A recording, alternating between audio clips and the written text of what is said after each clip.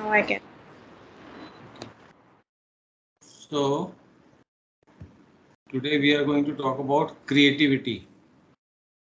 Block 3, Unit 3, creativity. कल हमने memory के बारे में पढ़ा था, मेमोरी कैसे मेजर करते हैं. Today we are going to study how creativity is to be measured. अब before we go into the details of how creativity is measured, पहले ये समझना होगा क्रिएटिविटी है क्या. तो अब कोई यूनिवर्सल डेफिनेशन नहीं है क्रिएटिविटी की कि जो सब एक्सेप्ट करते हो. जैसे इंटेलिजेंस की भी हर एक की अपनी डेफिनेशन है. लाइकवाइज क्रिएटिविटी की भी सबकी अपनी डेफिनेशन है, but there are 2 points on which everybody agrees कि हाँ ये क्रिएटिविटी में ये 2 चीज़ें तो पक्का होंगी. पहली चीज़ है कि ओरिजिनल आइडिया होना चाहिए, जो किसी ने अभी तक ना निकाला हो, वो हो आइडिया, ओरिजिनलिटी होनी चाहिए. दूसरा है कि the idea should be adaptive. Adaptive मतलब उसका कोई फंक्शन उससे जो है फुलफिल हो रहा हो उस आइडिया से.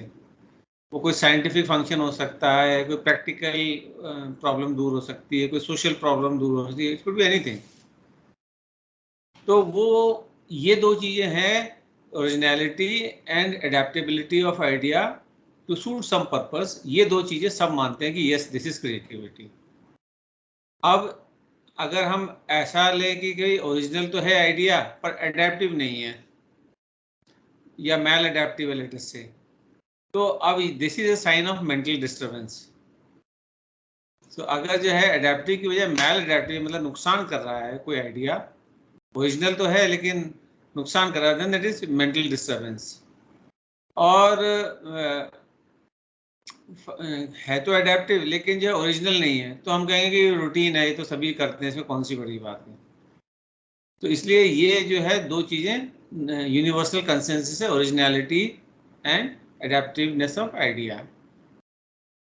सो अब ये तो इसमें तो एग्रीमेंट कम से कम 2 पॉइंट पे है, ये 2 चीज़ें होंगी.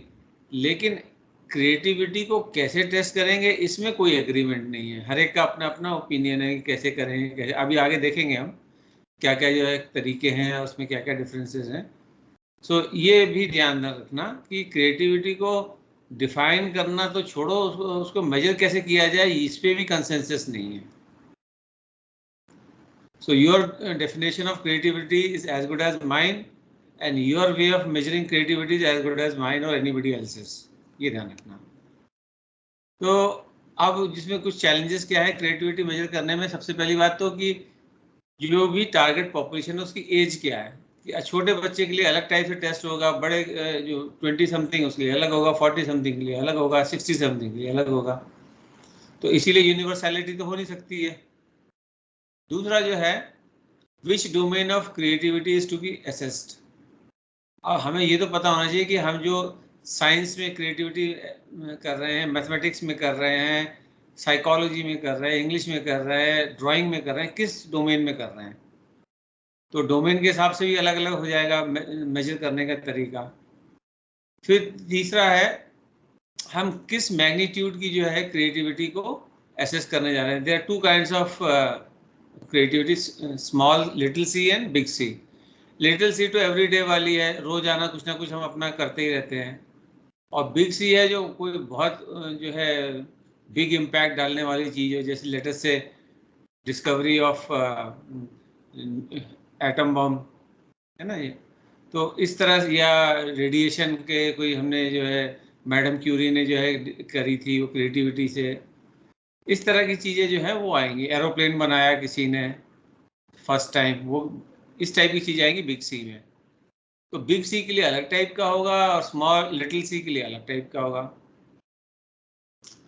फिर हम फोर्थ पॉइंट जो होता है कि भाई हम क्रिएटिविटी को टारगेट जो हम कर रहे हैं, हमने मान लो सब डिफाइन कर लिया, लेकिन लास्ट में क्रिएटिविटी के जो है किस पर्टिकुलर मैनिफेस्टेशन को जो है हम टारगेट करें. मैनिफेस्टेशन मतलब कहाँ किस रूप में दिखाई देगी क्रिएटिविटी. तो क्योंकि क्रिएटिविटी जो है 3 मैनिफेस्टेशंस हो सकते हैं. पहला है प्रोडक्ट, कि कोई चीज़ बनाई गई, जैसे लेटेस्ट से एरोप्लेन बनाया गया तो ये प्रोडक्ट हो गया है ना.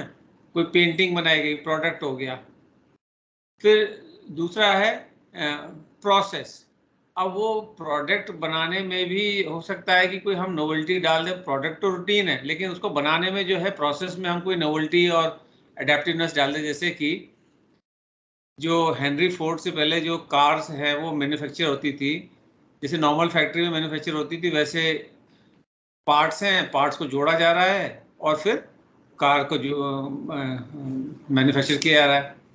तो हेनरी फोर्ड ने क्या किया था, कार्स के जो है बनाने के प्रोसेस में जो क्रिएटिविटी ला दी। उसने कन्वेयर बेल्ट एक लगा दिया, कन्वेयर बेल्ट में पार्ट्स आते आ रहे हैं, हर आदमी सिर्फ एक ही काम कर रहा है, तो अगला जो है आदमी डिफरेंट काम करेगा, उसका अगला डिफरेंट करेगा, तो स्पीड बढ़ गई उससे। तो ये प्रोसेस की क्रिएटिविटी हुई।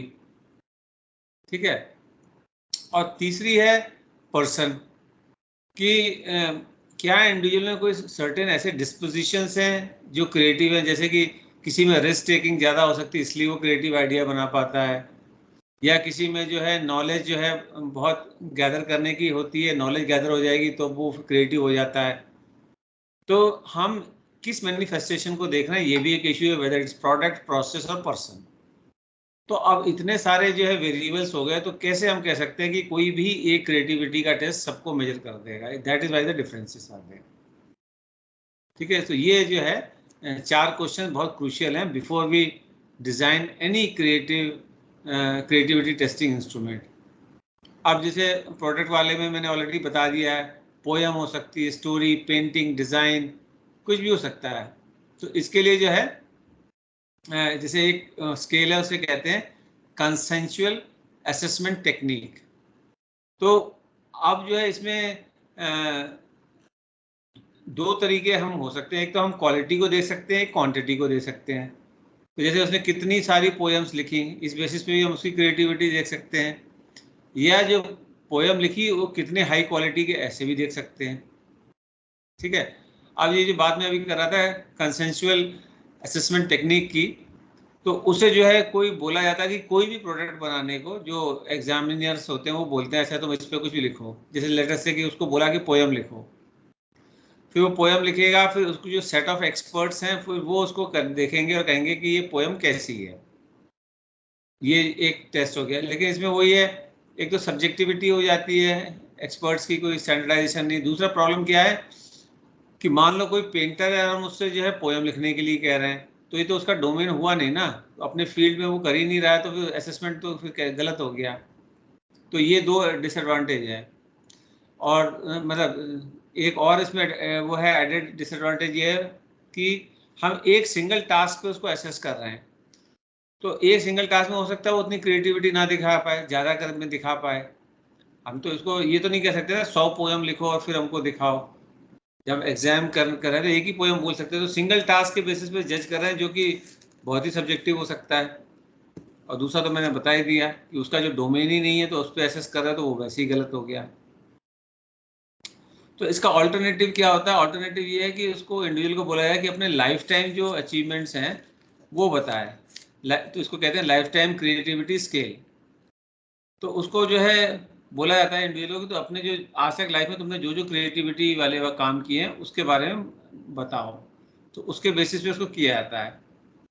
तो अब क्योंकि जो है ये एक लाइफ टाइम वाले उसके बेसिस पे, तो इसमें सिंगल आइटम पे तो हम कर नहीं रहे, मल्टीपल जो है प्रोडक्ट्स हैं, वो पहला पॉइंट तो हमने सेटिस्फाई कर लिया इससे।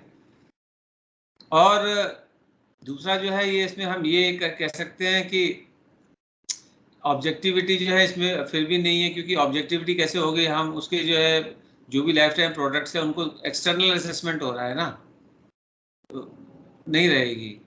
तो ये प्रॉब्लम है। तो जो अभी हम बात कर रहे थे बिग सी क्रिएटिविटी की बात कर रहे थे, तो ये कहाँ से हम मेजर कर सकते हैं? जैसे कि जर्नल्स हैं, आर्टिकल्स हैं, बुक्स हैं, पब्लिकेशंस हैं, उसमें तो ऑलरेडी होते हैं, तो वो बिग सी वहाँ से देख सकते हैं। ठीक है। और अगर कोई साइंटिस्ट की हम बात करें कि उसने कोई रिसर्च पेपर पब्लिश किया तो हाई क्वालिटी का है या नहीं, हमें कैसे पता चलेगा? तो पता ऐसे चलेगा कि उसकी साइटेशंस जो है कितनी ज़्यादा हैं, कितने लोग उसको कोट कर रहे हैं अपने रिसर्चेस में, तो ऐसे भी हमारे को पता चलेगा। फिर एक होता है क्रिएटिव अचीवमेंट स्केल। तो इसमें क्या है कि ऑब्जेक्टिव अप्रोच होती है, उसके जो क्रिएटर की लाइफ वर्क का ऑब्जेक्टिव होता है, मतलब असेसमेंट ऑब्जेक्टिव होता है. This scale has proven useful in addressing the classic question of whether exceptional creativity is associated with some degree of psychopathology, the mad genius debate.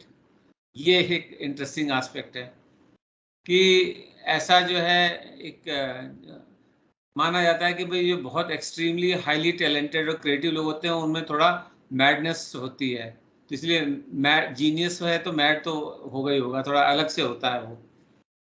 सो ये जो creative achievement scale है, इसमें objectively इसको major किया जाता है. तो अब अगेन वही वाली बात है कि एबनॉर्मल की कोई फिक्स डेफिनेशन तो है नहीं.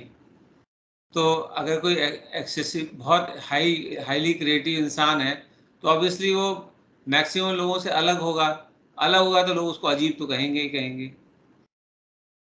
वो है कि नहीं है वो एक डिफरेंट पर. Then comes process measures. So इसमें जो है आउटवर्ड बिहेवियर पे जो है हम देख रहे होते हैं कि प्रोसेस है ना, एक्सटर्नल चीज है, तो इसमें इंटरनल मेंटल स्टेटस पे हम नहीं देख रहे होते हैं. ये इसमें खास बात है.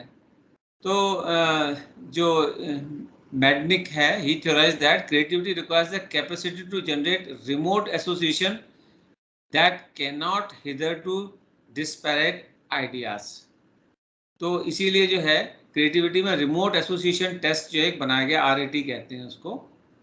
उसमें क्या है कि एक जो रूटीन सी जो चीज़ें हैं उनमें जो है रिलेशन सब देख लेते हैं, लेकिन जो चीज़ जो है बहुत रिमोटली रिलेटेड है, डायरेक्टली समझ में भी नहीं आ सकता है आम आदमी को, उससे जो है कोई रिलेशन जो है निकाल ले तो वो रिमोट एसोसिएशन टेस्ट हो. जितने ज़्यादा रिमोट एसोसिएशन निकाल पाएगा उतना ही ज़्यादा जो है वो क्रिएटिव माना जाएगा.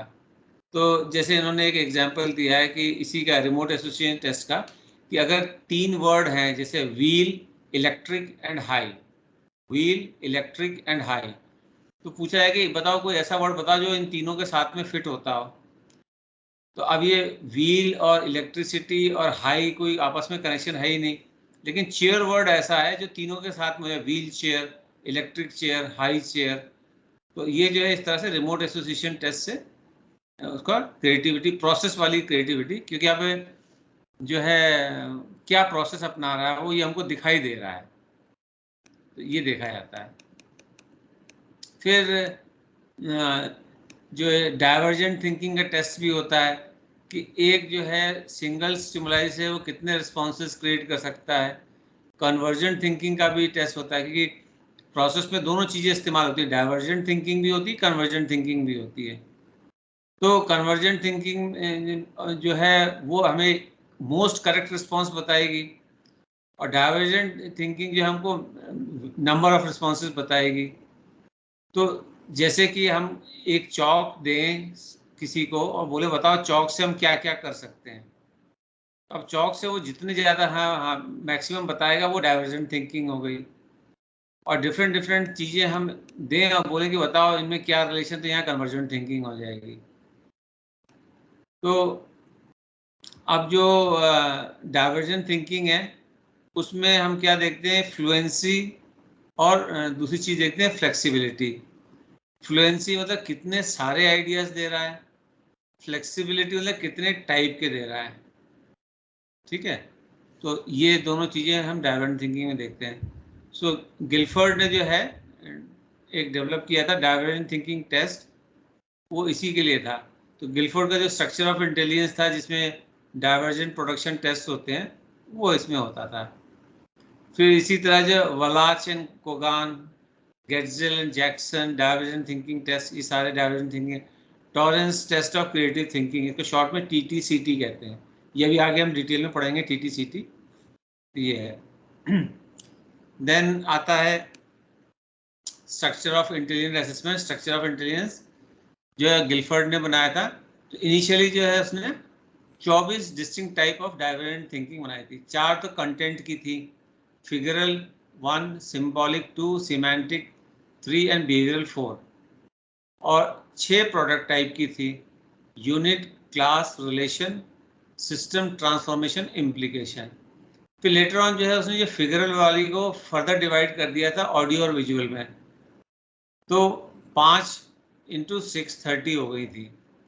तो ऐसे जो है हर डिफरेंट डोमेन में डिफरेंट कॉम्बिनेशन बना सकते हैं हम, तो मल्टीपल जो है वो हो सकते हैं। तो उसमें जो है वो जो मैंने बताया कि डाइवर्जेंट यूजेस बताया, जैसे कि एक क्वेश्चन पूछे कि मान लो दुनिया में जितने भी लोग हैं उनको जो है सोने की ज़रूरत ही नहीं पड़े, they don't need to sleep, तो अब क्या होगा? तो अभी डाइवर्जेंट थिंकिंग टेस्ट होगा कि जैसे कोई कहेगा कि इलेक्ट्रिसिटी का कंजम्पशन ज़्यादा होगा क्योंकि लोग जगेंगे तो लाइटें ऑफ होंगी नहीं, या कोई कहेगा जब कोई सोएगा ही नहीं तो फिर बेड की ज़रूरत ही नहीं रहेगी, बेड की सेल ख़त्म हो जाएगी, या कोई कहेगा कि कोई सोएगा ही नहीं तो फिर खाना ज़्यादा खाएंगे लोग तो फूड की शॉर्टेज हो जाएगी। तो ऐसे कोई भी क्या क्या देगा वो उस हिसाब से होता है डाइवर्जेंट थिंकिंग में। देन एक होता है मैच प्रॉब्लम टेस्ट, होता है मैच प्रॉब्लम। तो एक मैच प्रॉब्लम 1 है, एक मैच प्रॉब्लम है, इन दोनों में सेम ही होता है। जिससे मैच बॉक्स की जो माचिस की तीलियां होती है ना, उससे डिफरेंट फिगर बना देंगे। तो फिगर बना के बोलेंगे अच्छा तुम्हें खाली एक तीली मूव करनी है और फिगर जो है स्क्वायर से जो है रेक्टेंगल हो जाना चाहिए, या वॉट एवर दैट में बी, या एक ट्राइंगल से 4 ट्राइंगल हो जाएं। तो ऐसे मैच स्टिक से डिफरेंट शेप्स बना के बोलते हैं। तो इसमें ऑब्वियसली कन्वर्जेंट थिंकिंग जो है टेस्ट हो रही है कि एक ही करेक्ट आंसर होगा। तो इस तरह से कई डिफरेंट टेस्ट जो है इनके बनाए जाते हैं। फिर एक ट्रायल एंड एरर स्ट्रेटेजी भी अपनाई जाती कई टेस्टों में, कि इंडिविजुअल्स को जो है जैसे बोला जाएगा कि ये तुम्हें सॉल्यूशन निकालना है किसी पर्टिकुलर चीज़ का, तो उसका कोई वो फ्लूइड इंटेलिजेंस वाला टेस्ट है, क्रिस्टलाइज इंटेलिजेंस का नहीं है कि पहले से इंटेलिजेंस कोई चाहिए, नॉलेज चाहिए, कोई भी उसका सॉल्यूशन निकाल सकता है। तो जब कोई पहले से फिक्स सॉल्यूशन नहीं है तो आदमी कुछ ट्राई करेगा, फिर देखेगा अच्छा ये नहीं हुआ, फिर दूसरा ट्राई करेगा, अच्छा ये नहीं हुआ, फिर तीसरा करेगा। तो ये ट्रायल एंड एरर वाले जो टेस्ट होते हैं ये फ्लेक्सिबिलिटी को टेस्ट कर रहे थे इंडिविजुअल की, ये इतना फ्लेक्सिबल है कि एक जो है सॉल्यूशन नहीं हुआ तो क्या स्विच कर पाएगा नए आइडिया पे, दूसरा नहीं हुआ तो क्या तीसरा नया आइडिया निकाल पाएगा। इस तरीके से ट्रायल एंड एरर में ये फ्लेक्सिबिलिटी वाली चीज़ चेक होती है। जैसे फॉर एग्जांपल जो मेज़ टेस्ट होता है, जो न्यूज़पेपर वगैरह में आता है, मेज़ होती है उसके अंदर पहुंचना होता है, तो उसमें ये जो ट्रायल एंड एरर ही तो हम कर रहे होते हैं, पहले एक साइड से ट्राई करेंगे, then we reach a dead end, तो यहाँ से नहीं हो रहा फिर हम दूसरा ट्राई करेंगे, फिर वो तीसरा करेंगे। तो ऐसे ये फ्लेक्सिबिलिटी ये अलग टेस्ट होता है। ठीक है, यहाँ तक क्लियर है? तो मैं आगे बढ़ूँ?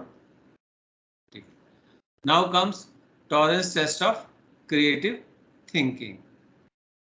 ये जो है एग्जाम के पॉइंट ऑफ व्यू से भी इम्पोर्टेंट है, अक्सर इसके क्वेश्चंस आते हैं। सो ये जो हमने भी स्ट्रक्चर ऑफ इंटेलिजेंस बैटरी के बारे में जो बात करी थी, उससे जो है काफ़ी चीज़ें इसमें ली गई हैं, जैसे डाइवर्जेंट थिंकिंग इसमें ली गई है ना। तो अब इसमें एक तो वर्बल वाला पार्ट है जिसमें कि the person is required to think creatively with the words. दूसरा है फिगरल टेस्ट, इसमें जो है पिक्चर से रिलेटेड होता है। तो वर्बल और फिगरल टेस्ट लिए जाते हैं, और इसके में जो फॉर्म ए और फॉर्म बी भी होते हैं। मतलब tolerance test of creativity 2 form में है, फॉर्म ए भी है, फॉर्म बी भी है। तो डिफरेंट फॉर्म्स इसलिए होते हैं टेस्टों में ताकि जो है कोई आंसर्स अगर लोगों को लीक हो जाएंगे तो फिर जो है प्रॉब्लम हो जाएगी। तो हमें जब भी एडमिनिस्टर करना है बदल बदल के करेंगे तो लोग समझ नहीं पाएंगे कि कौन सा फॉर्म जो है क्या क्वेश्चन है, क्या प्रॉपर आंसर उसको देना चाहिए। तो जैसे फिगरल वाली जो भी बात कर रहे थे, फिगरल वाला जो टेस्ट है उसमें 3 सब टेस्ट होते हैं। पहला है पिक्चर कंस्ट्रक्शन। तो पिक्चर कंस्ट्रक्शन में क्या है, एक बेसिक सी शेप जो है कागज पे या ड्राइंग बोर्ड पे बना दी जाएगी और एग्जामिनर को बोला जाएगा चलो इसको एक्सपैंड करो, एक पिक्चर बनाओ। मतलब हम कोई ऐसी पिक्चर नहीं बनाएंगे कि जिसको फिर मॉडिफाई ना किया जाए, ऐसी जान के बनाई जाएगी कि उसको कैसे भी शेप दिया जा सके ताकि हम उसकी क्रिएटिविटी को देखें कि वो उसको फर्दर कैसे करता है। ठीक है, तो दूसरा है पिक्चर कंप्लीशन टेस्ट। तो इसमें जो है एक इनकम्प्लीट ड्राइंग दी जाती है और उसको जो है फिनिश करने को बोला जाता है। तो ड्राइंग जो है वो ऐसी ही हुई, यहाँ पे जो है कन्वर्जेंट थिंकिंग भी आ सकती है और डाइवर्जेंट भी आ सकती है। जैसे कि हमने 4 पैर का जो है कोई आधा एनिमल बना दिया, तो वो 4 पैर का जो है वो घोड़ा भी बना सकता है, वो गधा भी बना सकता है, वो खच्चर भी बना सकता है, डिपेंड करता है। लेकिन जो है उसको पिक्चर को कंप्लीट करना है। ठीक है, तो ये है। फिर लाइन्स एंड सर्कल में क्या है कि हम डिफरेंट जो है मेनी फॉर्म्स ऑफ लाइन्स उसको देंगे और सर्कल्स देंगे और उसको बोलेंगे कि इसको मॉडिफाई करो, लाइन्स को या सर्कल को। तो जो लाइन्स वाला जो है वो फॉर्म ए है और जो सर्कल्स वाला है वो फॉर्म बी है। ठीक है, देन कम्स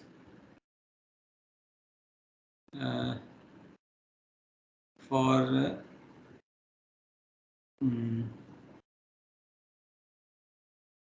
हाँ, ये है। फिर इसी में ट्रांजिस्टर्स ऑफ क्रिएटिव में एक होता है आस्क एंड गेस सेक्शन। तो उसमें जैसे उसको एक पिक्चर दिखाई जाती है जो उसमें होती है, मैनुअल में ही होती है, और फिर उसको बोला जाता है इस on the basis of what you are seeing ask as many questions as possible उस पिक्चर के बारे में। तो ये आस्किंग है, तो ये डाइवर्जेंट थिंकिंग उसकी टेस्ट होगी, है ना। फिर उसको जो है कोई पिक्चर दिखाई जाएगी, उसको बोला है इस पिक्चर में जो भी हो रहा है गेस करो कि इस पिक्चर में क्या हो रहा है, what is the cause, whatever is happening in the picture, what is the cause। तो अब ये जो है कन्वर्जेंट थिंकिंग उसकी टेस्ट हो रही है। डाइवर्जेंट भी हो सकती है कि एक ही चीज को कई तरीके से एक्सप्लेन कर सकता है, डिपेंड करता है कि हमने पिक्चर कैसी दिखाई है ना। फिर तीसरा है गेसिंग कॉन्सिक्वेंसेस। तो उसमें वही अगेन पार्टिसिपेंट को पिक्चर बोला है कि जो इस पिक्चर में हो रहा है उसके बेसिस पे तुम्हारे हिसाब से क्या कॉन्सिक्वेंसेस होंगे, आगे क्या इसका रिजल्ट निकलेगा। तो इसमें भी दोनों डाइवर्जेंट भी थिंकिंग टेस्ट हो सकती है, कन्वर्जेंट भी हो सकती है, डिपेंडिंग ऑन पिक्चर कैसी है। ठीक है, फिर जो वर्बल वाला जो होता है, हमने बात की थी ना, वर्बल और फिगरल दो होते हैं। तो फिगरल वाले में तो ये 3 होते हैं, उसमें क्या क्या होता है हमने बात की। अब वर्बल वाला कर रहे हैं, तो उसमें जो है पहला होता है प्रोडक्ट इम्प्रूवमेंट। जैसे उसको एक कोई स्टफ्ड जो है टेडी बियर दिया और बोला है कि बताओ ये इस प्रोडक्ट में हम क्या क्या इम्प्रूवमेंट ला सकते हैं।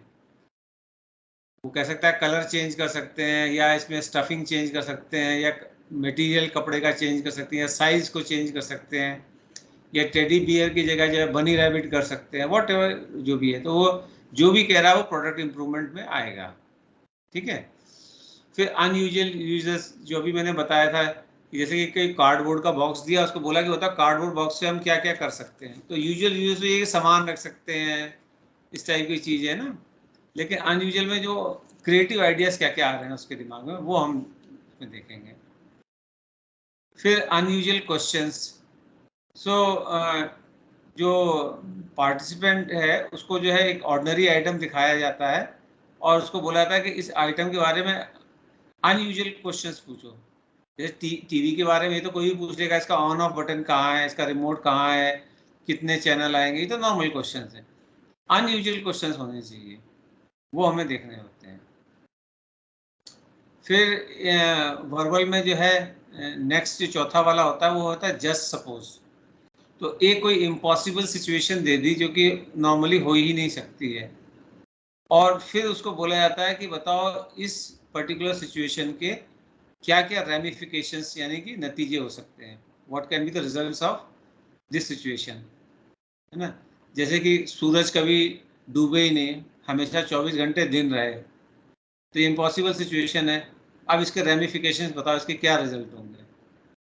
सो ये ऐसे जस्ट सपोज वाले में ये होता है। ठीक है, ये है।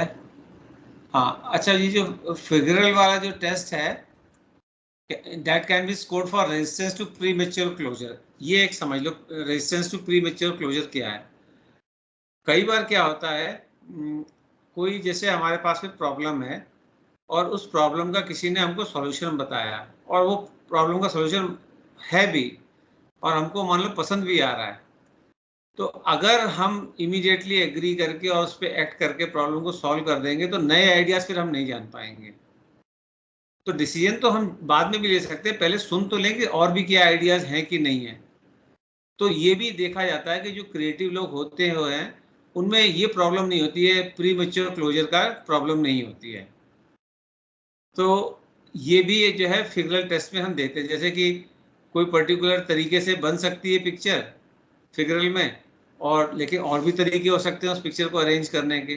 तो एक अरेंज हो गया तो उसने फिर दूसरा टेस्ट ही नहीं किया, तो ये जो प्री मैच्योर क्लोजर वाला हमारे को बताएगा कि और कोई इसने ट्राई ही नहीं किया। ठीक है।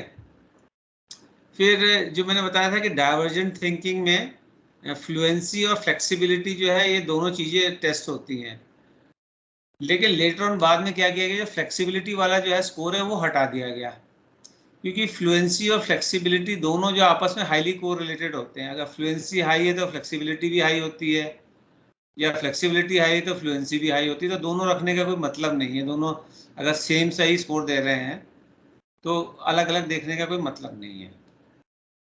ठीक है, सो ये इसमें देखा जाता था।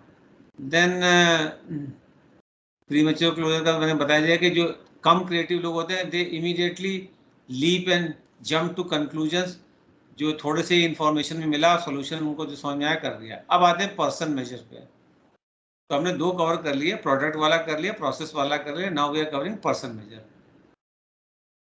सो अब इसमें यह है कि अगेन एक जो है क्रिएटिव होने के लिए एक अलग तरीके से कॉग्निटिवली इन्वॉल्व होने की इंसान को ज़रूरत होती है। तो हालांकि all psychologists don't agree with this, लेकिन फिर भी ये बात काफ़ी लोग मानते हैं कि how we think the cognitive process that is also important.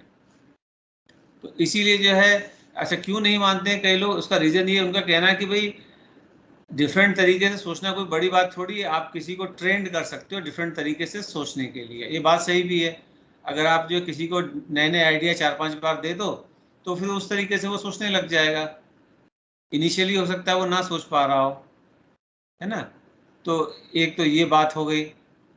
फिर दूसरा ये है कि अगर हम सेट ऑफ इंस्ट्रक्शन जो इंडिविजुअल को दे रहे हैं टेस्ट में, अगर वो चेंज कर दें तो भी जो है डिफरेंस आ जाएगा। जैसे मान लो हमने किसी को बोला कि चौक के क्या क्या यूज हैं वो बताओ, सिर्फ इतना बोला चौक के क्या क्या यूज है। उसने बोला कि भाई ब्लैक बोर्ड पे लिखने के काम आती है। हमने बोला और बोलो, उसने बोला और क्या इसी के काम आती है। सपोज वो जो सोच उसके, हमने ये नहीं बोला ना क्रिएटिवली सोचो, फिर हम बोले नहीं नहीं क्रिएटिवली सोचो, जो अनयूजुअल चीजें भी बोल सकते हो। तो अब वो दिमाग फिर लड़ाएगा ना, किसको चौक को फेंक कर भी मार सकते हैं, जूते भी पॉलिश कर सकते हैं, है ना, ग्राफिटी दीवार पे बना सकते हैं वगैरह वगैरह। तो हमने खाली सेट ऑफ इंस्ट्रक्शन चेंज किया और उसके दिमाग में क्रिएटिव आइडिया आने लग गए। तो इसलिए ये कॉग्निटिव प्रोसेस को कुछ लोग नहीं मानते हैं, क्योंकि ट्रेनिंग से इसको इम्प्रूव किया जा सकता है। And you change the set of instruction and people will be creative. ये बात समझ में आ गई ना। ठीक, सो ये हो गया। देन कम्स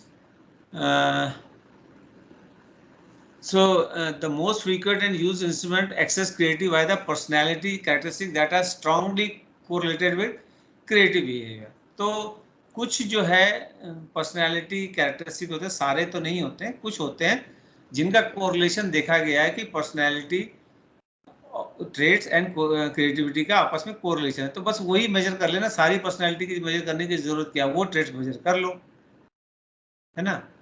तो अब जो है जैसे मिनेसोटा मल्टीफेजिक पर्सनैलिटी इन्वेंटरी है। अच्छा, ये भी जो अभी मैंने बोला ना कि कुछ पर्सनैलिटी ट्रेट्स मेजर कर लो, सारे करने की क्या जरूरत है। तो इसको भी मेजर करने के फिर 3 तरीके हैं। पहला तरीका क्या है कि ऑलरेडी एग्जिस्टिंग पर्सनैलिटी जो टेस्ट हैं उनको कर लो, तो उनमें निकल के आ जाएगा।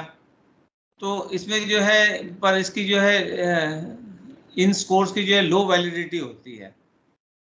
दूसरा तरीका क्या है कि कोई जो है ऑलरेडी स्केल है उसका एक हम सब स्केल बना लें, पूरा स्केल लेने की जरूरत नहीं है। जैसे मिनेसोटा मल्टीफेजिक पर्सनैलिटी इन्वेंट्री का पूरा हमें लेने की जरूरत नहीं, उसमें से हम कुछ पर्टिकुलर एक चीज ले, बस इतना ही कि हमारे को चाहिए।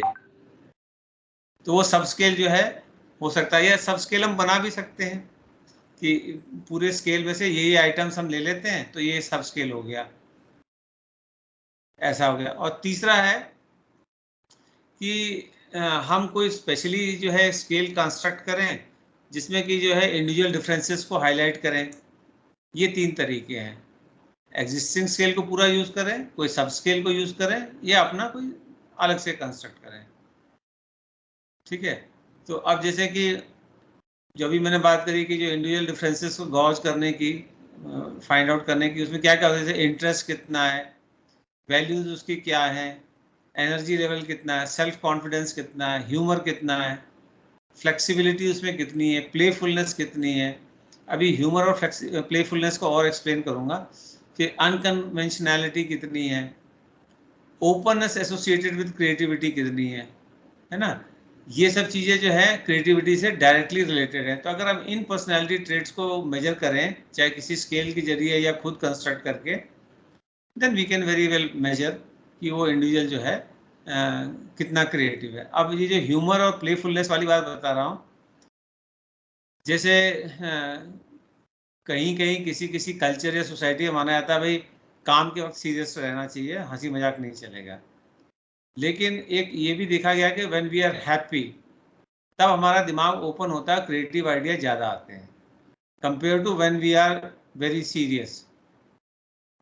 सो जो क्रिएटिव आदमी का जो है सेंस ऑफ ह्यूमर और प्लेफुलनेस जो है वो नॉर्मल व्यक्तियों से ज़्यादा इसीलिए होती है क्योंकि वो माइंड उनका रिलैक्स होता है, या उल्टा कह लो वो ह्यूमर और प्लेफुलनेस की वजह से अपने माइंड को रिलैक्स करते रखते हैं, इसलिए जो है उनका क्रिएटिविटी हाई होती है। तो ये भी एक बात है। फिर एक जो है डेवलपमेंटल एक्सपीरियंसेस के बेसिस पे भी हम देख सकते हैं। जैसे अभी हमने पहले बात की थी उसकी बायोग्राफिकल इन्वेंट्री की, उसने बचपन से लेके अभी तक क्या क्या किया है, तो हमको उसका एक आइडिया लग जाएगा क्रिएटिविटी का कि उसका डोमेन का, जैसे बचपन से लेके आज तक उसने जो भी किया है वो पोएम्स लिखने में ही किया, तो हमको पता चल गया कि उसका डोमेन जो है वो पोएम है। ठीक है, या कोई किसी ने ड्रामा किया है, किसी ने साथ में पेंटिंग भी करी है, और लेटेस्ट से साथ में पोएम भी लिखी है, तो फिर जो है ये भाई कई सारे डोमेन में है, ये हमको पता लग गया। ठीक है, तो फिर हमको उसके फैमिली बैकग्राउंड को भी देखना पड़ेगा, स्कूल एक्टिविटीज़ को, एक्स्ट्रा करिकुलर इंटरेस्ट को, ये सब भी देखना पड़ेगा, तब हम जो है उसके बायोग्राफिकल इन्वेंटरी को बना पाएंगे। ठीक है, और इसमें क्या खासियत है बायोग्राफिकल इन्वेंटरी में कि हम सिर्फ यही डिफ्रेंशिएट नहीं कर पाएंगे कि कौन क्रिएटिव है कौन नॉन क्रिएटिव, ये तो कर ही पाएंगे, लेकिन हम ये भी डिफ्रेंशिएट कर पाएंगे कि कौन साइंटिफिक फील्ड में है कौन आर्टिस्टिक फील्ड में। जैसा भी मैंने बताया ना, बचपन से लेके अभी तक का देखेंगे तो हमें उसके डोमेन समझ में आ जाएंगे, तो हम क्रिएटिव है या नहीं है ये तो कर ही पाएंगे, और साथ में उसका डोमेन कौन सा वो भी जान पाएंगे। ठीक है, तो ये एडोलेसेंट वाला मैंने बताया, इसी तरह हम एडल्ट्स के लिए भी कर सकते हैं यही चीज़। तो अब जो नीचे है ये सारे जो है क्रिएटिविटी मेजर्स के हैं, ये सारे टेस्ट जो है एटलीस्ट नाम से फेमिलियर होना चाहिए, याद नहीं भी हो कोई बात नहीं, लेकिन नाम से फेमिलियर होने से जो है कभी ज़रूरत पड़े तो समझ में आ सकता है कि क्या चीज़ हमको यूज़ करनी है कहाँ पे। जो अभी मैं बता रहा था वो यहाँ पे मेरा कर्सर है, ये बायोग्राफिकल इन्वेंट्री जो है ये है। ठीक है, तो इस तरह से है। तो और जो अभी हमने टॉलरेंस टेस्ट ऑफ क्रिएटिविटी वाला जो किया था, फिर ये लाइफ टाइम जो क्रिएटिविटी स्किल्स हैं, फिर अगर हमें सिर्फ product measure consensual assessment technique करनी है, डिपेंड करता है हम क्या कर, जैसे ये अनयूजुअल यूजेस टेस्ट जो हमने बात करी थी, प्रोसेस वाला अलग है, रिमोट एसोसिएशन टेस्ट, तो इस तरह से depending on what you want to achieve उस हिसाब से आप यूज़ कर लो। ये जो tolerance test of creative thinking है ये काफ़ी जो है फेमस और इन यूज़ है, काफ़ी लोग इसको इस्तेमाल करते हैं, पॉपुलर है काफ़ी है। लेकिन इसका मतलब ये नहीं कि इससे बढ़िया कोई है नहीं। हमें बेसिकली ये देखना होगा कि हम जो यूज़ कर रहे हैं उसको उसकी यूटिलिटी यहाँ पे है कि नहीं है। अगर यूटिलिटी नहीं है तो बेकार है वो टेस्ट कितना भी अच्छा हो। ठीक है, ये हो गया। देन व्हाट इज देयर, हाँ, then future perspective and conclusions. तो एक तो मैंने ये ऑलरेडी बता ही दिया कि कंसेंसस तो कोई है ही नहीं। तो और प्रोसेस जो है क्रिएटिविटी मेजर करने का, एक तो वो सबका अलग अलग है, तो वहाँ पे भी एक इशू है। और ये भी देखा गया है कि जो अलग अलग जो भी हमने इंस्ट्रूमेंट्स के नाम देखे, इनमें कन्वर्जेंट वैलिडिटी भी नहीं है। मतलब अगर एक ही इंडिविजुअल को हम डिफरेंट डिफरेंट टेस्टों में इनमें मेजर करें तो अगर क्रिएटिव है तो सब में जो है कोरिलेशन आना चाहिए उसके स्कोर का, लेकिन वो भी नहीं आता है, तो ये भी एक इशू है। ठीक है, तो they fail to converge on a single psychometrically cohesive dimension कि हाँ ये इस फील्ड में क्रिएटिव है। और इवन ये भी है कि इनमें डाइवर्जेंट वैलिडिटी भी नहीं पाई जाती है। डाइवर्जेंट वैलिडिटी क्या होती है, जैसे कि कोई टेस्ट है आईक्यू का, हाँ, और आईक्यू का जो है टेस्ट है और हम एंजाइटी या डिप्रेशन के टेस्ट के साथ में कोरिलेट कर रहे हैं। अब डिप्रेशन और आईक्यू का तो कोई लेना देना नहीं, हाई आईक्यू वाला भी डिप्रेस हो सकता है, लो आईक्यू वाला भी हो सकता है। तो वो अगर आपस में कोरिलेट नहीं करेंगे तो हम कहेंगे कि हाँ डाइवर्जेंट वैलिडिटी है, test is not measuring something which it is not suppose to measure. अगर हम आईक्यू का टेस्ट कर रहे हैं और उसकी कोरिलेशन जो है डिप्रेशन से आ रही है, तो यानी कि वो डिप्रेशन मेजर कर रहा है, आईक्यू थोड़ी मेजर कर रहा है। तो इन टेस्टों में ये भी देखा गया कन्वर्जेंट वैलिडिटी तो है ही नहीं, डाइवर्जेंट वैलिडिटी भी नहीं है, तो ये भी इशू है। ये समझ में आ गया ना कन्वर्जेंट और डाइवर्जेंट वाला?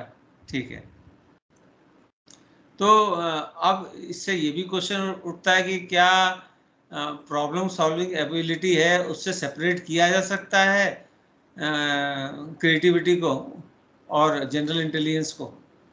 क्योंकि जैसा कि मैंने बताया कि अगर क्रिएटिविटी का जो है कोरिलेशन, हाई कोरिलेशन जो है आईक्यू के साथ में आ रहा है, तो फिर डाइवर्जेंट वैलिडिटी नहीं है ना, फिर तो हम तो आईक्यू ही मेजर कर रहे हैं। What is the point? तो ये भी क्वेश्चन होता है। और ये भी है कि कोई जो है टेस्ट में आपस में रिलायबिलिटी वैलिडिटी तो नहीं है। और ये भी देखा गया है कि टेस्ट जो है बिल्कुल अपोजिट चीज़ों के बेसिस पे मेजर कर रहे हैं, उनमें मतलब अप्रोच भी सेम नहीं है, अपोजिट बिल्कुल अप्रोच है। जैसे हो सकता है कोई जो है कन्वर्जेंट थिंकिंग के बेसिस पे कर रहा है, कोई डाइवर्जेंट थिंकिंग के बेसिस पे कर रहा है, ये भी है इशू। तो फिर अगली प्रॉब्लम जो मैं ऑलरेडी पहले बता चुका हूँ कि एज भी हमें देखनी है, टारगेट पॉपुलेशन की, डोमेन भी देखना है, लिटिल सी है बिग सी है वो भी देखना है ना, प्रोडक्ट है प्रोसेस है या पर्सन है वो भी देखना है। तो कुल मिला के it is just not feasible to say कि हाँ ये एक हमने एक ऐसा बना लिया है टेस्ट, ये क्रिएटिविटी को जो मेजर करेगा ये रिलायबल और वैलिड होगी हर सिचुएशन में। So with this we come to the end of this session. So recording stop कर दूं मैं? Okay.